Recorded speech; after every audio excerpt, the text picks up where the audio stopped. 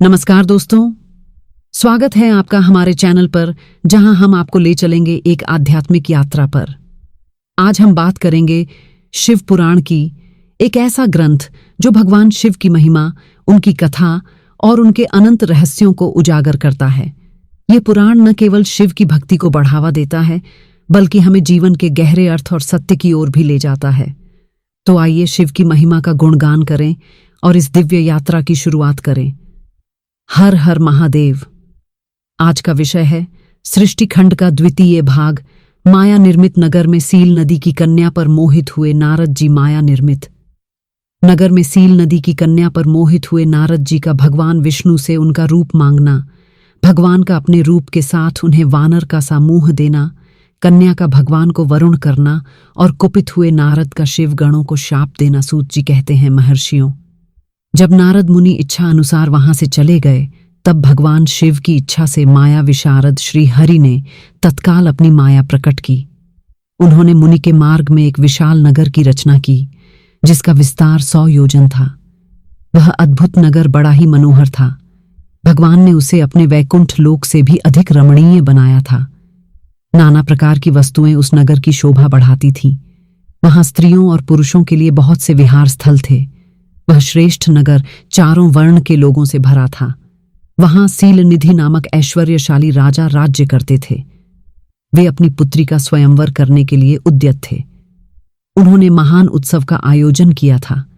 उनकी कन्या का वरण करने के लिए उत्सुक हो चारों दिशाओं से बहुत से राजकुमार पधारे थे, जो नाना प्रकार की वेशभूषा तथा सुंदर शोभा से प्रकाशित हो रहे थे।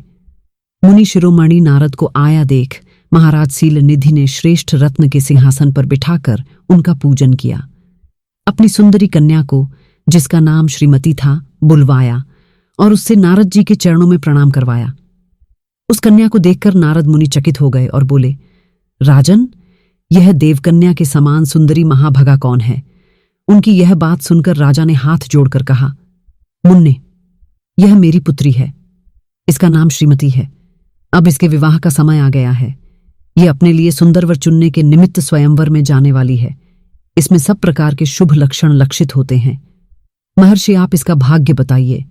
राजा के इस प्रकार पूछने पर काम से मोहित हुए मुनि श्रेष्ठ नारद उस कन्या को प्राप्त करने की इच्छा मन में लिए राजा को संबोधित करके इस प्रकार बोले, भूपाल, आपकी यह पुत्री समस्त शुभ लक्षणों से संपन्न है, परम सौभाग्यवती है। अपने महान भाग्य के कारण यह धन्य है और साक्षात लक्ष्मी की भांति समस्त गुणों की आधार है। इसका भावी पति निश्चय ही भगवान शंकर के समान वैभवशाली, सर्वेश्वर, किसी से पराजित नहीं होने वाला, वीर, काम विजय तथा संपूर्ण देवताओं में श्रेष्ठ हो। ऐसा कहकर राजा से विदा ले इच्छा अनुसार चलने वाले नारद मुनि वहां से चल दिए। वह काम के वशीभूत हो गए थे। शिव की माया ने उन्हें विशेष मोह में डाल दिया था। वे मुनि मन ही मन सोचने लगे कि मैं इस राजकुमारी को कैसे प्राप्त करूं। स्वयंवर में आए हुए राजाओं में से सबको छोड़कर यह एकमात्र मेरा ही वरण करे। यह कैसे संभव हो सकता है? आर्यों को सौंदर्य सर्वथा प्रिय होता है। सौंदर्य को देखकर ही प्रसन्नता पूर्वक मेरे अधीन हो सकती है, इसमें संशय नहीं है। ऐसा विचार कर काम से विह्वल हुए मुनिवर नारद भगवान विष्णु का रूप ग्रहण करने के लिए तत्काल उनके लोक में जा पहुंचे। वहां भगवान विष्णु को प्रणाम करके इस प्रकार बोले, भगवान, मैं एकांत में आपसे अपना सारा वृत्तांत कहूंगा। तब बहुत अच्छा कहकर लक्ष्मीपति श्री हरि नारद जी के साथ एकांत में जा बैठे और बोले, मुनि, अब आप अपनी बात कहिए। तब नारद जी ने कहा, भगवान, आपके भक्त जो राजा सीलनिधि है, वे सदा धर्म पालन में तत्पर रहते हैं। उनकी एक विशाल लोचना कन्या है जो बहुत ही सुंदर है। उसका नाम श्रीमती है। वह विश्व मोहिनी के रूप में विख्यात है और तीनों लोकों में सबसे अधिक सुंदरी है। प्रभु, आज मैं शीघ्र ही उस कन्या से विवाह करना चाहता हूँ। राजा सीलनिधि ने अपनी पुत्री की इच्छा से स्वयंवर रचाया है, इसीलिए चारों दिशाओं से वहां सहस्त्र राजकुमार पधारे हैं। नाथ, मैं आपका प्रिय सेवक हूँ, अतः आप मुझे अपना स्वरूप दे दीजिए, जिसे राजकुमारी श्रीमती निश्चय ही मुझे वर ले। सूत जी कहते हैं, महर्षियों, नारद मुनि की ऐसी बात सुनकर भगवान मधुसूदन हंस पड़े और भगवान शंकर के प्रभाव का अनुभव करके उन दयालु प्रभु ने उन्हें इस प्रकार उत्तर दिया, विष्णु बोले, मुन्ने, तुम अपने अभीष्ट स्थान को जाओ। मैं उसी तरह तुम्हारा हित साधन करूंगा जैसे श्रेष्ठ वैद्य अत्यंत पीड़ित रोगी का करता है, क्योंकि तुम मुझे विशेष प्रिय हो। ऐसा कहकर भगवान विष्णु ने नारद मुनि को मोह तो वानर का दे दिया और शेष अंगों में अपने जैसा स्वरूप देकर वहां से अंतर्ध्यान हो गए। भगवान की पूर्ववक्त बात सुनकर और उनका मनोहर रूप प्राप्त हो गया समझकर नारद मुनि को बड़ा हर्ष हुआ। वे अपने को कृत्रिम मानने लगे।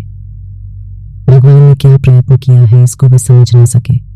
श्रेष्ठ नारद शीघ्र ही उस स्थान पर जा पहुंचे जहां राजा सीलनिधि ने राजकुमारों से भरी हुई स्वयंवर सभा का आयोजन किया था। विप्रो, राजा सीलनिधि द्वारा आयोजित स्वयंवर सभा दूसरी इंद्र सभा के समान अत्यंत शोभा पा रही थी। नारद जी उस राज्य सभा में जा बैठे और वहां बैठकर प्रसन्न मन से बार बार यही सोचने लगे कि मैं भगवान विष्णु के समान रूप धारण किए हुए हैं। राजकुमारी अवश्य मेरा ही वरण करेगी, दूसरे का नहीं। मुनि श्रेष्ठ नारद को यह ज्ञात नहीं था कि मेरा मोह कितना कुरूप है। उस सभा में बैठे हुए सब मनुष्यों ने मुनि को उनके पूर्व रूप में ही देखा। राजकुमार आदि कोई भी उनके रूप परिवर्तन के रहस्य को न जान सके। वह नारद जी की रक्षा के लिए भगवान रुद्र के 2 पार्षद आए थे जो ब्राह्मण का रूप धारण करके वहां बैठे थे। नारद जी के रूप परिवर्तन के उत्तम भेद को जानते थे। मुनि को काम आवेश से मूढ़ हुआ जानकर दोनों पार्षद उनके निकट गए और आपस में बातचीत करते हुए उनकी हंसी उड़ाने लगे। परंतु मुनि तो काम से विहल हो रहे थे, अतः उन्होंने उनकी यथार्थ बात भी अनसुनी कर दी। वह मोहित हो श्रीमती को प्राप्त करने की इच्छा से उसके आगमन की प्रतीक्षा करने लगे। इसी बीच में वह सुंदरी राजकन्या स्त्रियों से घिरी हुई अंतःपुर से वहां आई। उसने अपने हाथ में सोने की एक सुंदर माला ले रखी थी। वह शुभ लक्षणों वाली राजकुमारी स्वयंवर के मध्य भाग में लक्ष्मी के समान खड़ी हुई अपूर्व सुंदरा लग रही थी। उत्तम व्रत का पालन करने वाली वह कन्या माला हाथ में लेकर अपने मन के अनुरूप वर का अन्वेषण करती हुई सारी सभा में भ्रमण करने लगी। नारद मुनि का भगवान विष्णु के समान शरीर और वानर जैसा मुंह देखकर वह कुपित हो गई और उनकी ओर से दृष्टि हटाकर दूसरी ओर चली गई। स्वयंवर सभा में अपने मनोवांछित वर को ने देखकर वह भयभीत हो गई। राजकुमारी उस सभा के भीतर चुपचाप खड़ी रह गई। उसने किसी के गले में जयमाला नहीं डाली।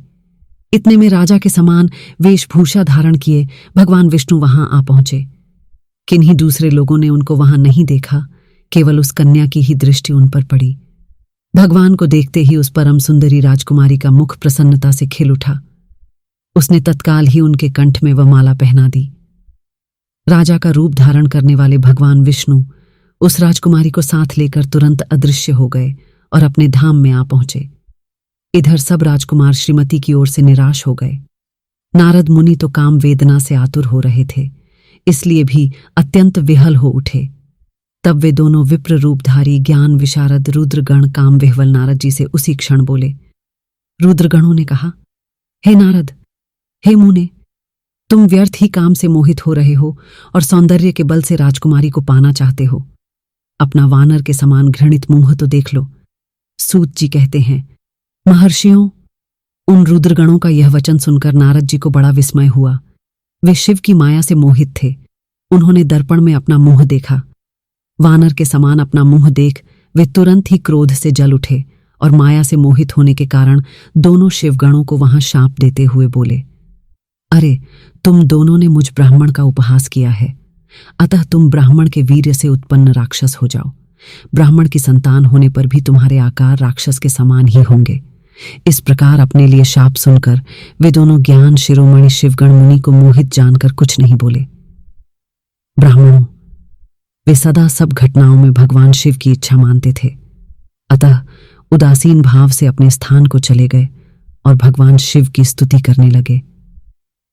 ओम नमः शिवाय।